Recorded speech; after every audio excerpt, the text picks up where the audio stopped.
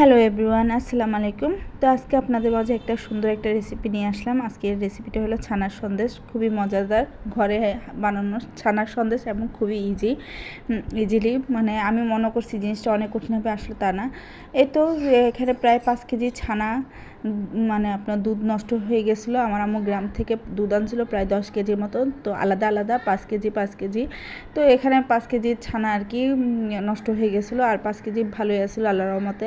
তো এই 5 কেজি ছানাকে আমার আম্মু ভাবছে যে মিষ্টি বানাবে, কি মিষ্টি বানাবে চিন্তা করতে করতে পরে বলছে না, ছানার সন্দেশে বানাই, এটা ভালো লাগে সবচেয়ে। তো এটাই বানাচ্ছিলো। তো আমার আম্মু আপনার ছানাটাকে ভালো করে মেখে মুতে নিচ্ছিল আর কি। তারপরে এই তো এখানে প্রায় 5 কেজি দুধ আসলো, যেগুলা বাকি সেগুলো এখান থেকে প্রায় আমি কয়েক কাপ দুধ নিয়ে নিই।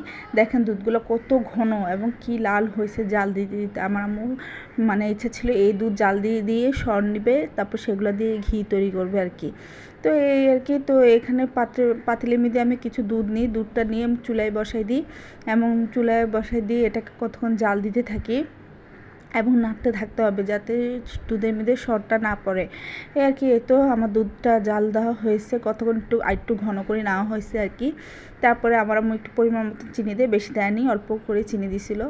এখানে দেখতে মনে হচ্ছে অল্প, মানে একটা জিনিস চোখের আন্দাজে আর কি।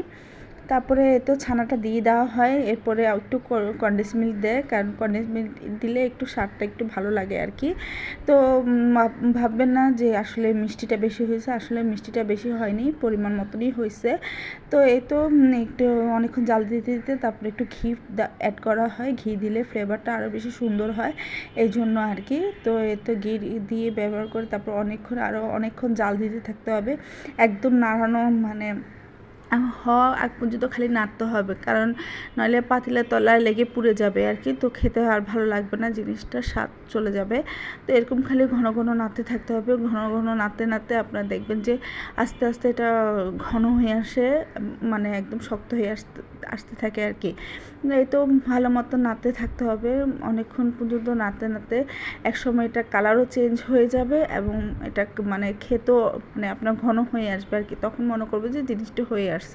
এই যে দেখেন আমার মানে জিনিসটা অলরেডি হয়ে গেছে এবং নাড়তে নাড়তে দেখেন একদম পাতিলের তলার মধ্যে কোনো যায়নি, একদম জিনিসটা এত সুন্দর হয়েছে।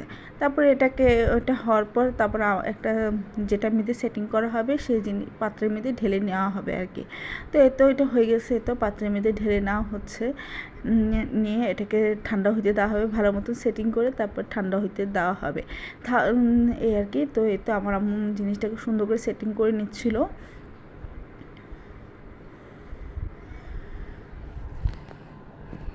এই তো ভালো করে সেটি মানে সুন্দর করে প্লেন করে বসানোর চেষ্টা করতেছে, আসলে গরম তো মানে হাত দিতেও লাগতেছিলো আর কি, সমস্যা হচ্ছিলো আর কি। তো এটা দিয়ে সুন্দর করে একটু প্লেন করে বসাচ্ছিলো আর কি, সেটিং করতেছিলো আর কি। তারপর সেটিং করে ঠান্ডা হইতে দেওয়া হয়। তো এই তো ঠান্ডা হয়ে গেছে, ঠান্ডা হওয়ার পরে এটাকে আপনার পছন্দ মতন কেটে নেওয়া হবে। তো এই তো আমার আম্মু বরফি স্টাইলে কেটে নিচ্ছিলো সন্দেশটাকে।